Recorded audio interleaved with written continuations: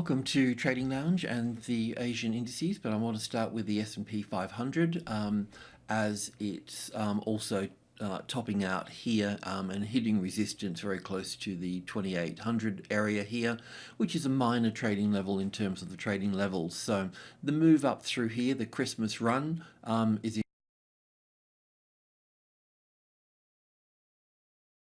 in 5 waves, and we're looking for a pullback from this point here. So this is obviously going to affect markets around the world. So on the 4-hour chart here, we're looking at 1 and 2 and 3 and 4 and wave 5 up to this point here. So we've been tracking 5 waves from wave 4 here to wave 5 here. So on the hourly chart here, we're looking from this wave 4, we're looking at 1 and 2 and 3 and 4 here, and then the 5 waves in all the way up into this space here. So didn't quite make it to the 2800 area here, but it certainly sold off. We always treat 8 as a profit-taking number. It just tends to be an even number, and the bids get hit there, sellers come in, take profit.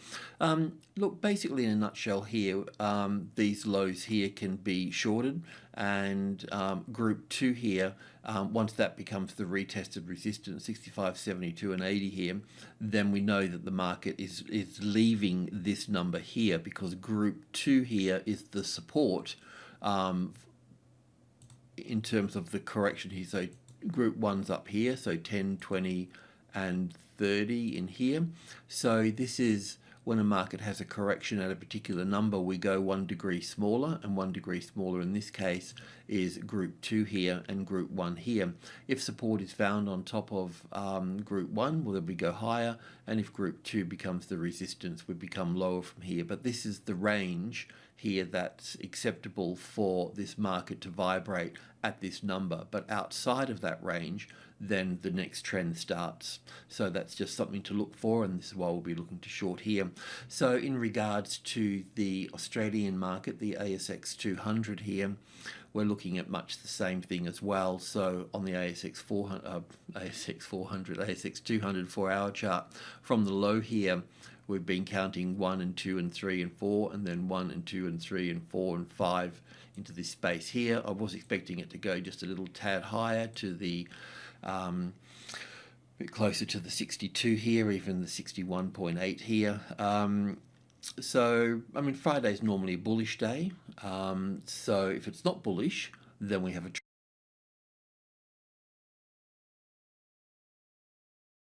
change in trend.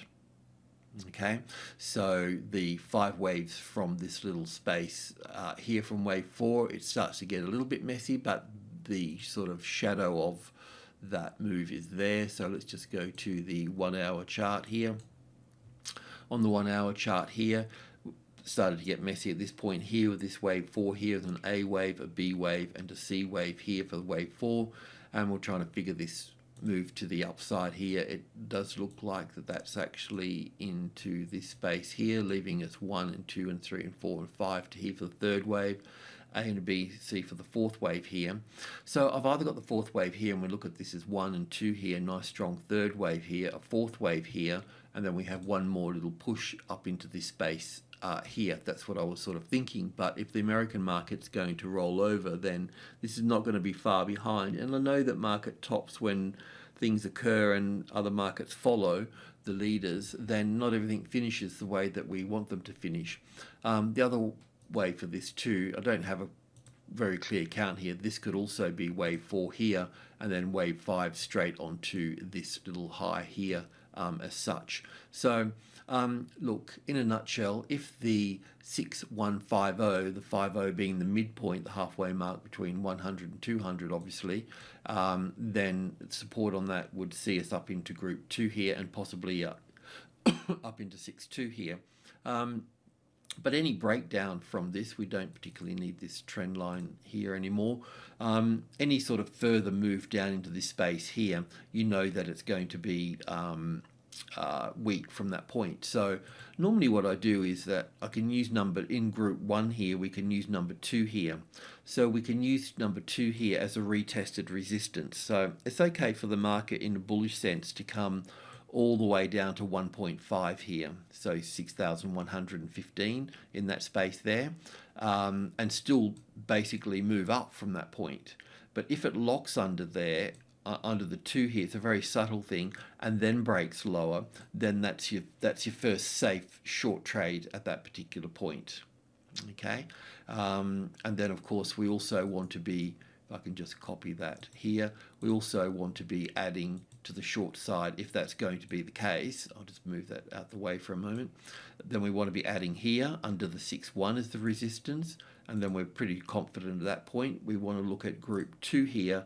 As I just explained with the S&P 500, this is group 1 here for 61 and group 2 here. Once group 2 here becomes the resistance, it will kick around a bit like a fish being pulled out of water and sitting on the deck and flapping around because of all of this consolidation over here. So just be mindful of that. Don't get trigger happy, just be patient, and also we can keep building into the downside here if that's going to be the case. So like I said, Friday's normally bullish in the bullish weekly cycle. If it's not, then we'll be moving to the downside.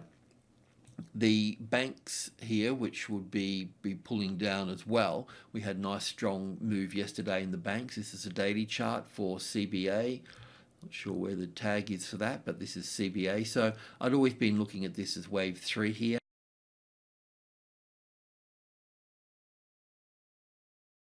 And all of this is a corrective pattern here. It's pretty ugly, but as wave 4 here. And then I was looking at the first move. We don't need this thing here.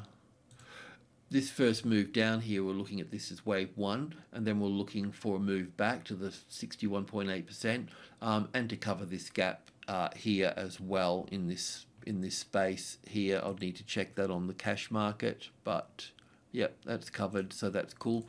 I just removed that. So yeah, so looking at this here, wave 2 here, with wave 3 moving down here. So the short trade would be taking this out here, under the 72 here, because the 72 is important, and we just want to see if it's going to maintain support above that.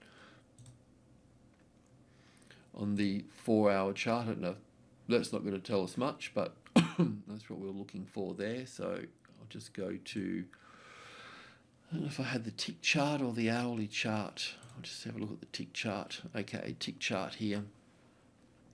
Doesn't look like it's finished actually as 1 and 2 and 3 and 4 and 5 here to move up, but like we just mentioned, it's covered the gap here, and we're looking for some type of corrective move here.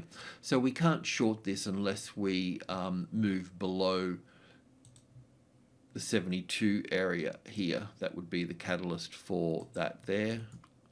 I'll just put that in here. We need to get some evidence of the turn. I just don't want to do it blindly as such. So we don't want to be, we don't want to be against the bullish weekly cycle. We don't want to be against this particular rally coming in here unless we can see that we've actually got something. We want to be able to see 5 waves down here first. So 5 down, a bounce, and then we can look to be short under the 72. And also too, for if things are going to get weaker, we know that if we look at, let's go back to the daily chart here. So with the banks, I mean, each one of them is a little bit different, of course, but with the banks here, we're basically looking for 1, 2, let's just go down 3, bounce here for 4, and down for 5 here to finish off, if that's going to be the case. So this would be with the banks, and with the resources which are in the bullish mode, we will be looking at, this is Rio on a daily chart, so we're looking for an A and a B and a C wave here for a wave 4, and then a move up from that point. Wave 4 would pull back to the wave 4 of 1 lesser degree into this space here somewhere.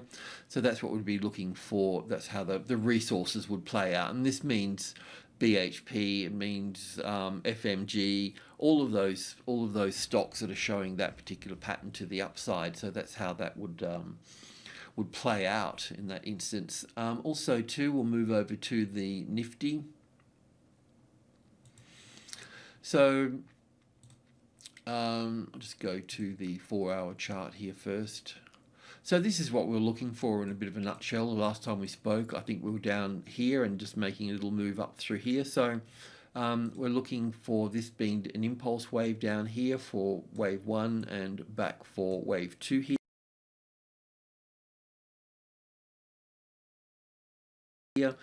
Into the 50-60% retracement level here. It may not make it all the way. Sometimes they do, sometimes they don't. So it looks a little bit impulsive up there, so we can't really do much here just yet. Let's just go to the hourly chart and look at this here for a moment. I was thinking it was this here with an A wave here, B wave here, then 1 and 2 and 3 and 4 and 5. That would actually give us the ABC to that point. But I just need to be mindful we could also be an A wave here, a B wave coming back here, and then a C wave coming up here. So a slightly larger pattern there. I just don't know. So what we can do, let's just investigate this a little bit here. So if we take this here, if there was going to be a B wave coming back, then it would come back into this space here and then move up from that point. So it just depends on how you want to take the risk. The first thing you can do is put this here and short from that point. Now that there, we'll take that, copy that, put that there as a stop. I'm going to make this line a little bit thinner here because that will just indicate that you won't put a full position on there. So we're just being a little bit cheeky and we're selling into this number here, which is a number 8, which is also a profit-taking number. So it can move from there. So we don't know if the market's just going to move straight down from here, or it's going to have an A wave, a B wave, and a C wave into this space, and then have 5 waves up here, and then move down from here. So what we can do is that this is the 61.8% at this stage. So we could, once that low comes into play here, let's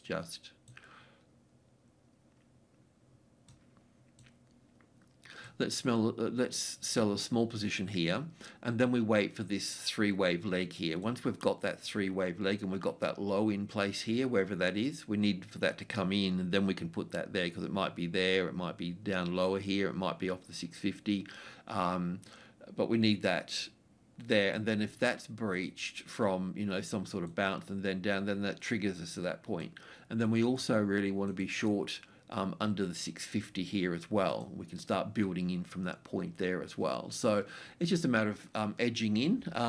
Yeah, so we'll just leave it at that for the time being. I mean, you could have a look at